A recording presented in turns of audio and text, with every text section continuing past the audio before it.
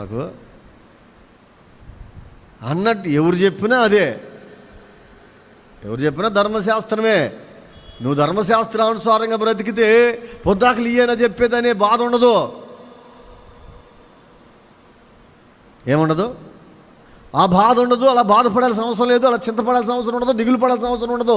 నువ్వు దేవుని వాక్యానుసారంగా బ్రతికితే, ధర్మశాస్త్రం అనుసరించి బ్రతికితే, అలా బ్రతకటానికి ఆసక్తి కలిగి ఉండమని దేవుని లేఖనాలు చెబుతున్నావు కనుక నువ్వు బ్రతకాల్సిందే. అందుకే మాటి మాటికి ప్రభు నిన్ను హెచ్చరిస్తున్నాడు, బోధిస్తున్నాడు. నిన్ను ఎలా అయినా సరి చేసుకుని నిలబెట్టుకొని తన రాజ్యంలో చేర్చుకోవాలి. అది దేవుని కోరిక.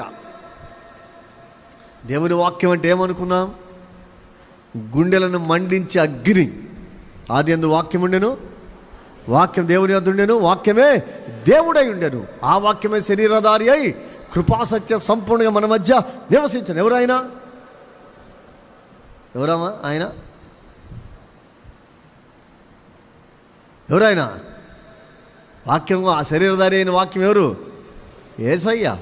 ఆయన మాట్లాడుతుంటే అమ్మాయి మార్గంలో శిష్యుల హృదయాలు ఏమైనవి? మండినవి కదా. మంట మండింది.